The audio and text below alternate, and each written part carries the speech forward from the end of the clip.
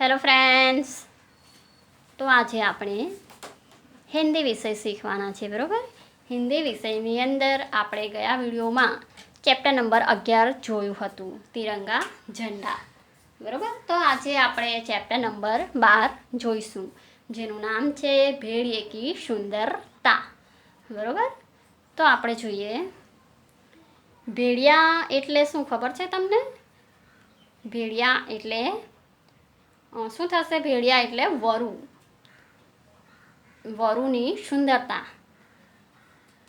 બરોબર. તો એના શબ્દાર્થ આપણે જોઈએ તો શબ્દાર્થની અંદર પહેલો શબ્દ જ આપણને આપ્યો છે ભેડિયા એટલે વરુ, બહુત એટલે ખૂબ, આઈના, આઈના એટલે દર્પણ, પછી છે સુરત, સુરત એટલે ચહેરો, પછી આગળનો શબ્દ છે ડરાવની, ડરાવની એટલે ડરામણી.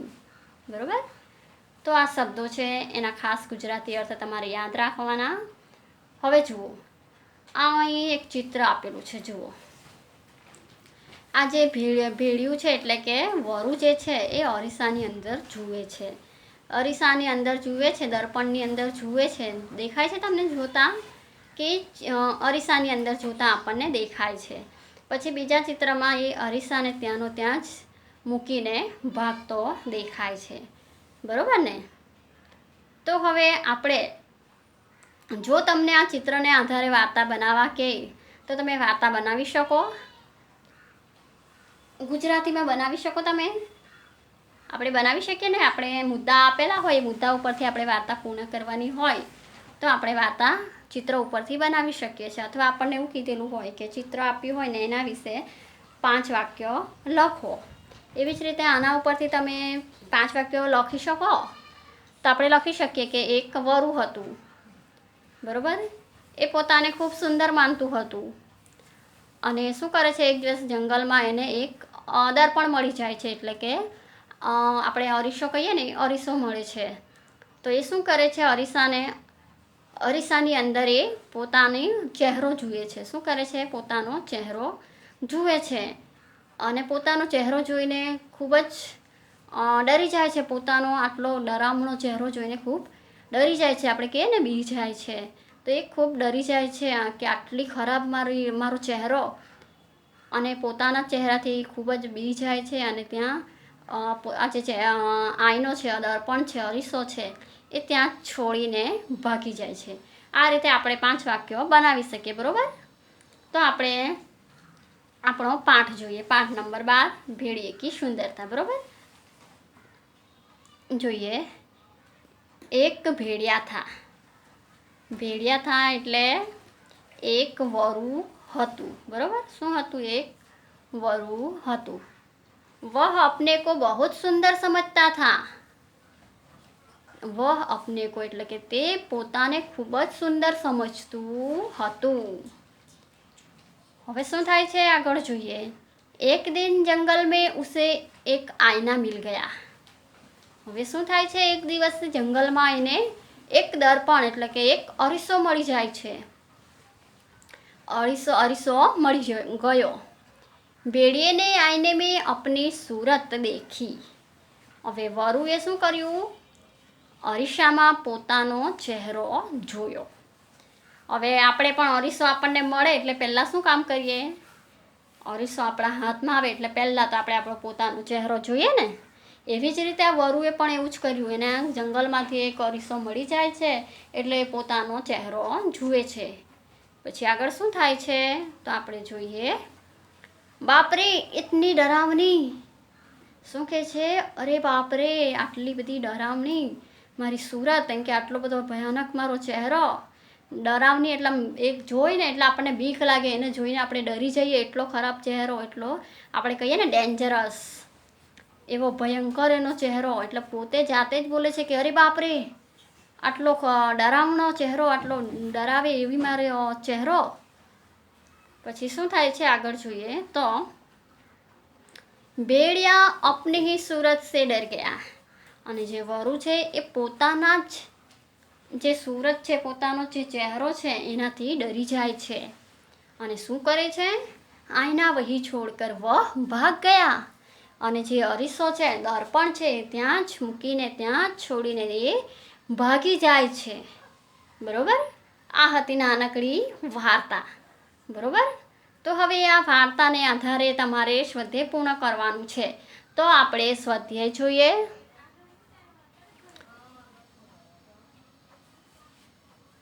તો સ્વાધ્યાયમાં प्रश्न 1, निम्नलिखित हिंदी शब्दों के पास गुजराती शब्द लिखिए. હવે સૂચનામાં શું કીધું છે? તો નીચે આપેલા જે હિન્દી શબ્દ છે એ હિન્દી શબ્દની પાસે ગુજરાતી શબ્દ લખવાનું છે. બરોબર. શું કરવાનું છે? હિન્દી શબ્દ જે આપેલા છે એની પાસે આપણે ગુજરાતી શબ્દ લખવાના છે. તો આપણને અહીં 6 શબ્દો આપેલા છે. તો એ શબ્દો આપણે આગળ પાઠની અંદર જોઈ ગયા છે. બરોબર. અથવા શબ્દાર્થની અંદર પણ આપણે જોયા છે. તો એના ગુજરાતી અર્થ શું થાય છે તે આપણે અહીં લખવાનું છે. તો પહેલો શબ્દ છે સુરત. તો સુરત એટલે શું થશે? તો આપણે સુરત એટલે જોઈ ગયા કે ચહેરો. તો આપણે અહીં ચહેરો લખી દઈશું. પછી એવી જ રીતે બીજો શબ્દ છે ભેડિયા. ભેડિયા એટલે શું થશે? તો ગુજરાતીમાં ભેડિયાને કહેવાશે વરુ. બરોબર. હવે આગળનો શબ્દ છે આઈના. કયો શબ્દ છે? આઈના. તો આઈના એટલે આપણે અરીસો કહી શકીએ, અથવા બીજું શું કહી શકાય? અરીસો અને દર્પણ પણ કહી શકાય. બરોબર. તો આઈના એટલે અરીસો અથવા દર્પણ. હવે આગળનો શબ્દ આપણે જોઈએ તો ડરાવની. ડરાવની એટલે ડરામણી. આપણે જોઈને ડરી જઈએ ને એવી જે હોય એને કહેવાય ડરામણી. જોઈને આપણને ડર લાગે એને કહી શકાય ડરાવની, યાની કે ડરામણી. બરોબર. હવે આગળ જોઈએ. આગળનો શબ્દ છે બહુત. આગળનો શબ્દ છે બહુત. બહુત એટલે શું થશે? આપણે કહીએ ને ખૂબ જ. ગુજરાતીમાં શું કહેવાશે એને? ખૂબ. બહુત એટલે ખૂબ. પેલું જે વરુ છે, જે ભેડિયો છે, એ કહે છે ને પોતાની જે સુરત છે એને જોઈને શું કરે છે? अपनी ही सूरत दे अपने को बहुत सुंदर समझता था. बहुत ही सुंदर એમ જો કહીએ તો ખૂબ જ.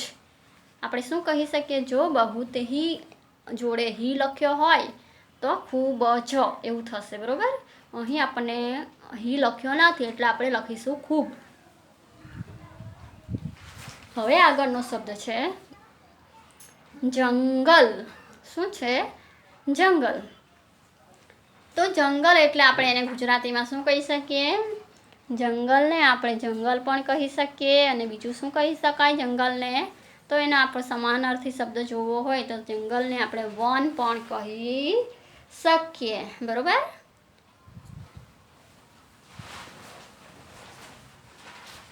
આગળ જોઈએ. પ્રશ્ન નંબર 2. प्रश्न नंबर 2 ની અંદર જોઈએ તો નિમ્નલિખિત પ્રશ્નો કે ઉત્તર लिखिए. શું કીધું છે? નીચે આપેલા પ્રશ્નોના ઉત્તર લખો. હવે પ્રશ્ન નંબર 1 જોઈએ. તો પ્રશ્ન નંબર 1 શું છે? તો भेड़िया अपने को कैसा समझता था? भेड़िया એટલે શું થશે? વરુ. જે વરુ છે એ પોતાને કેવું સમજતું હતું? આપણે જોયું ને વાર્તાની અંદર કે भेड़िया था वह अपने को बहुत ही सुंदर समझता था. બરોબર. તો આપણે એનો જવાબ કેવી રીતે લખી શકીએ કે भेड़िया જવાબ લખો, ઉત્તર લખો ત્યારે આખા વાક્યમાં ઉત્તર લખવાના. બરોબર. તો भेड़िया अपने को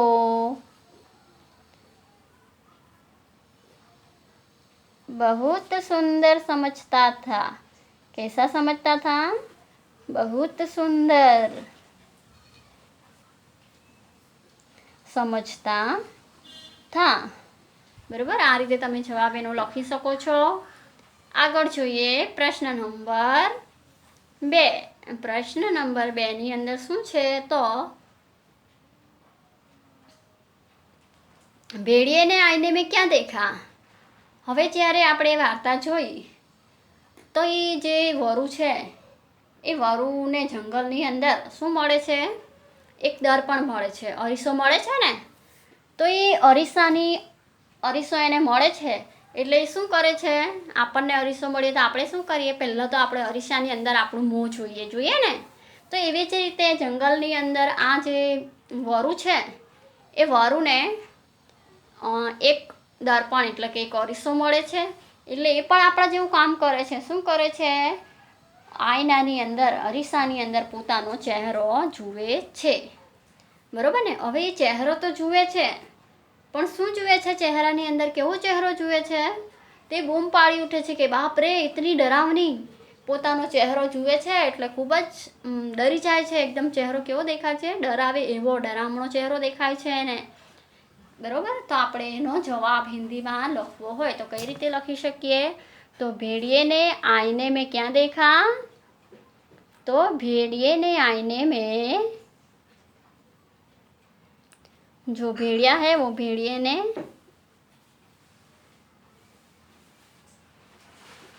आईने में अपनी डरावनी सूरत देखी. अपनी कैसी सूरत देखी, तो डरावनी सूरत देखी. बहुत ही डरावनी थी. अपनी खुद की डरावनी सूरत देखकर वो भाग भी गया था ना. तो डरावनी सूरत देखी. बरोबर. तो हम इस प्रश्न का उत्तर इस तरह लिख सकते हैं. बरोबर. फिर आगे देखते हैं प्रश्न नंबर 3. प्रश्न नंबर 3 में क्या है, तो भेड़िया क्यों भाग गया. तो भेड़िया जो है वो जंगल में रहता था. बरोबर ना. जंगल में रहता था और वो अपने को कैसा समझता था, वो अपने को बहुत सुंदर समझता था. और एक दिन क्या होता है, तो एक दिन जंगल में उसे एक आईना मिलता है ना. आईना मिलने से वो क्या करता है, अपनी सूरत देखता है और अपनी ही सूरत इतनी डरावनी सूरत देखकर वो भाग जाता है. बराबर. तो हम इस प्रश्न का उत्तर कैसे लिखेंगे, भेड़िया क्यों भाग गया, तो भेड़िया अपनी ही डरावनी सूरत देखकर भाग गया. बराबर. हम ऐसे लिख सकते हैं. तो भेड़िया अपनी ही डरावनी, कैसी डरावनी सूरत देखकर भाग गया. सूरत देखकर भाग गया. बरोबर.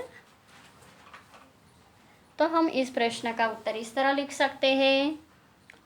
फिर आपको ये जो कहानी है ठीक से याद रह गई होगी ना.